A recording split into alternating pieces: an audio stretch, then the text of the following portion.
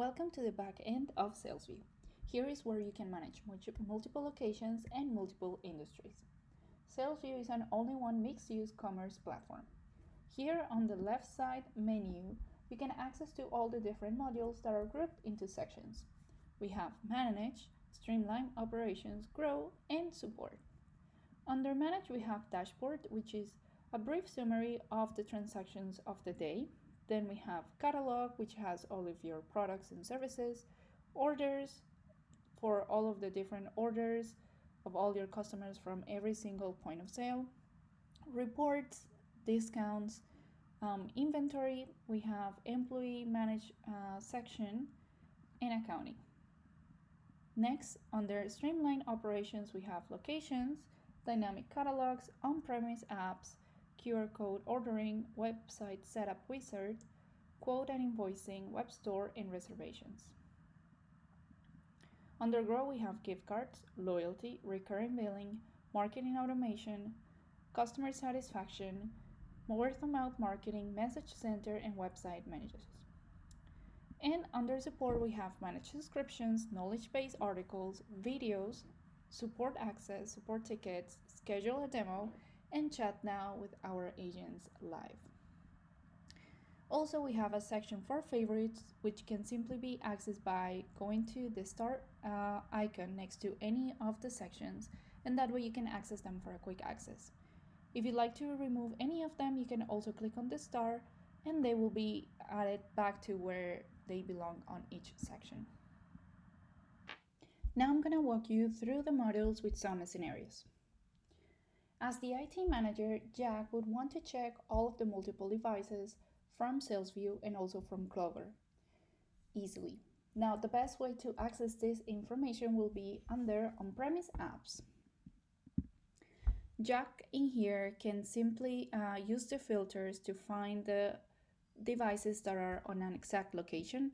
For example, for the Circle restaurant in here, and Jack can see all of the different apps, the name of them, right, for each one of the Clover Flex, and then also the Clover POS, and then any other apps for SalesVu if there is any POS, incoming, kiosk, or so on. Also, it's very important for Jack to see that every single one of them has been updated to the latest app version as well, and also that they are synced on time just before they start taking orders or just before they're going live.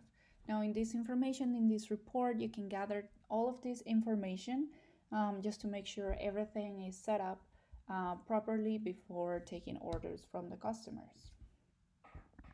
As the F&B manager of the restaurant, Claire, who wants to make sure that all the time-based menus are set up correctly before the restaurant opens, she can check that information out under the Dynamic Catalog section. Here she can check if there is any time-based menus that are not set up correctly, for example, with the start time and the end time, and also for the days. Also, if she wants to add a brunch time-based menu, she can come here and add it under Dynamic Products and Service Catalogs.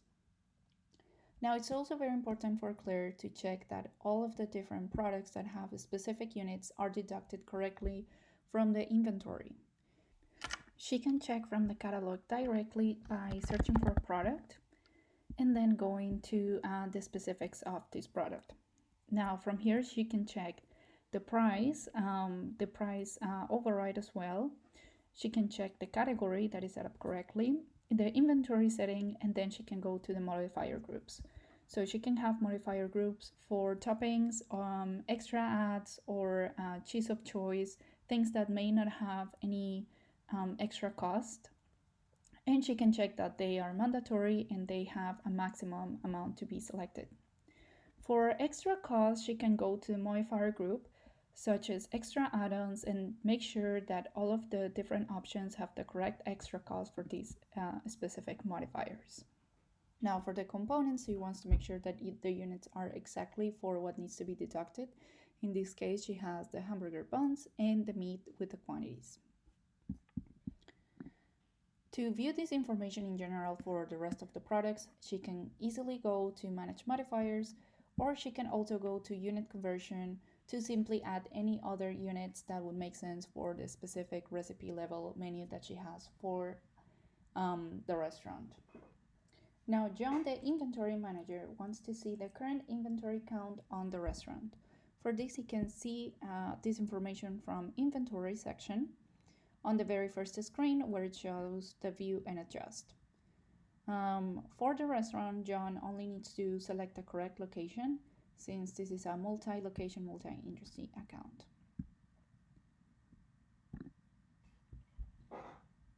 After checking the information for each one of the products, for the quantity, the unit, the threshold, the last cost price, and the final retail price, the inventory management can set up all the necessary POs to update the inventory according to the information that he sees in here.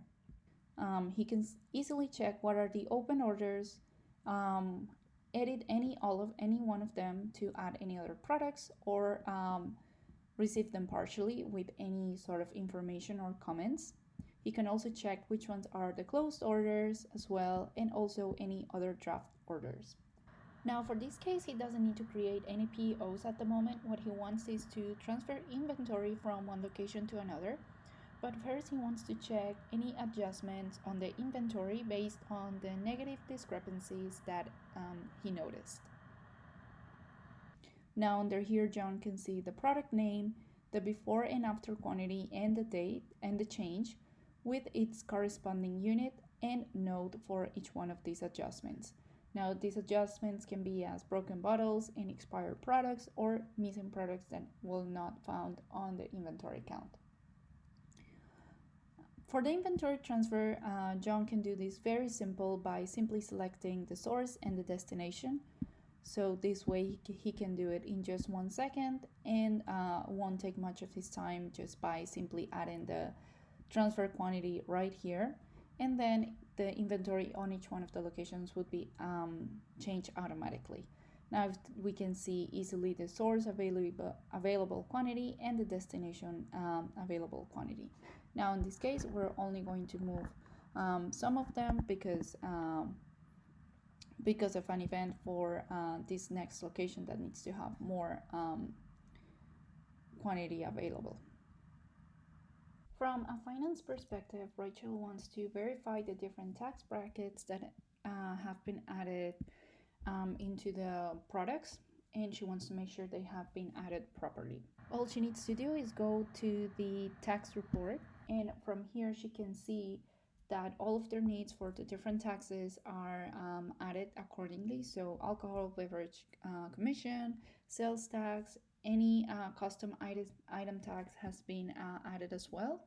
The taxes can be also set up per product, so Rachel can also go into one of the products, each one of them, and see that these taxes have been added to each product accordingly. For a more specific report on how the taxes have been deducted for each one of the products on the order, she can go to the orders report and export this information as well. Now, James, as the store manager, he wants to see the sales in different ways. He has some reports saved that he can access quickly with just one click.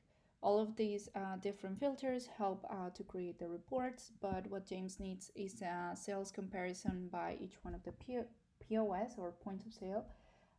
He recently added a kiosk, and what he wants to see and compare is in order to see the performance of this kiosk. In the case it's not getting a lot of sales, he can possibly move the kiosk to another location so he can get more traction and get more sales into this new kiosk. Right here, James can see the kiosk 9 that has been added and the total sales as well. It could be not the traction that he's getting that he wants to get at the moment. So again, he's going to find a new strategy to move the kiosk to another location. Now, James also wants to see a comparison between the categories. There are multiple ways to see this. It could be either by a bar chart or it could also be by a pie chart. Both ways are possible. So from this category pie chart, he can easily see the category that is having more traction. However, the category that is more profitable for the company right now is the visual arts. So what he could do right now is find a new strategy to start promoting these products under these categories. So he can increase the sales under this specific piece. Now, Courtney, the general manager, she's supervising the sales from all of the locations. So she pulls up a report that can help her see the performance of all of them. Now, from this report, Courtney can see a pattern on all of them. She can see that the end of the summer, it's the beginning of the slow season for them. She can start creating new ways to start pulling up the sales for this slow season specifically. She can clearly see that this is a behavior that is happening on all of them, not one in a specific. As an employee manager, Tucker, he wants to review the shift report for all of his employees, and he wants to also see the cash management. So in order to see this, he can go to the shifts and staff section and simply click under the shift report. This gives him a quick access to a closeout report that gives him all the details of the shift information for each one of the locations and also by each payment device and for each employee. He can easily see the clock in and clock out for each one of the employees and then see information in detail for the shift, such as the taxes, the cash, the credit card, and all of the transactions at the end. Now, if there's any cash adjustments, he can see it from here as well, or he can go to the cash adjustment report, in which we can see that every single movement of cash has had a reason. Typically, the responses that he normally wants to see is starting bank, closing bank, and deposit to save. But if there's any specific cash movement, he can see it from this specific report. Now, he can also get the information on the hours report. From here, he can see the information for a specific employee. In this specific hour report, he can see the clock in and clock out time. He can see if there's any hours that are missing specifically, so the employee can make up for that time, or if they did any extra hours and those hours need to be paid as well.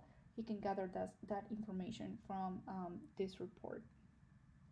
And also from the labor report, he can easily get the information for the labor cost ratio for each one of the employees.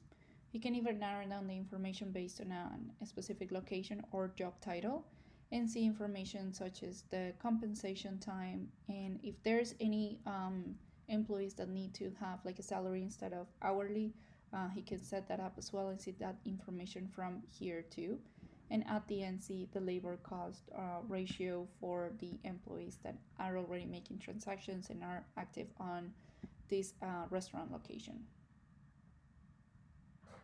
Now, for profitability reports, the CFO, James, probably wants to see the performance of his most profitable items. So for this report, he can see it from the Only One Sales and Profitability Master Report. James can see this report by products and even break it down by a specific location.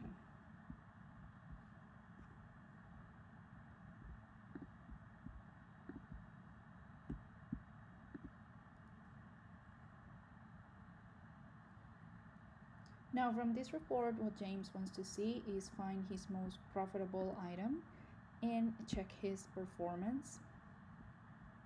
So from here, he can see that right now this product has the most profit and also a really high net margin.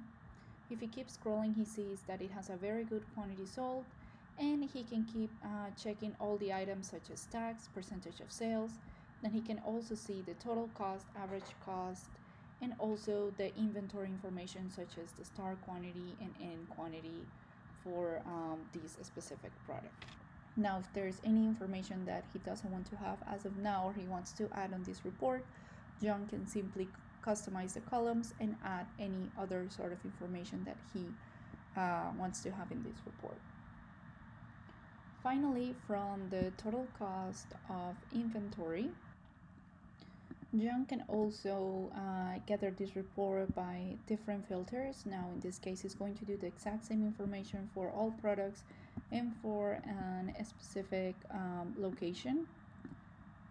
What John wants to gather from this report is making sure that the total cost of inventory is not higher than the total sales. From here, he can create a cell of the items that are not sold yet and have a higher cost of inventory as of now, and he wants to start getting rid of them. This information can be fed into the marketing team, so then they can actually start creating some automating some marketing campaigns for the products that need to go out of the inventory as of now. And talking about marketing automation, that's another, and the last one of the last sections we're gonna go over. So Jessica from the marketing team, she can go to the marketing section and start creating the corresponding automated emails with the coupon codes and campaign for the specific sales for the products that the other team has let her know that need to have some sort of coupon code to be sent to the customers. Now, what you can do in here is create a specific emails with any sort of images or attractive information for the customers. Inside the body of the email, she can add the characters for the customer name, for the discount code, for the product and category. So these variables will be replaced with the actual values for whatever the coupon code, name, or whatever the customer name is. So the system will do it automatically for you. And you can also add like nice images like we have here on this example. Now for the rules, the marketing team can set specific rules according to different conditions. So there are conditions based on the city, if it's for a certain group of people, based on country, state, zip code. Also, it could be by purchases, so based on amount spent, the date spent, the frequency, the products that they purchase, the categories, and then it could also be by recency, by the date, or a quick pick. And finally, you can also create your own customer groups, customized by any sort of information you want to group your customers with. And after you create your customer groups, you can select this option and the system will show you the customer groups that you have created before, so you can have this more of a personalized, customized email campaign. This way the whole automation process doesn't take her too long, and once she sends these marketing campaigns, she can track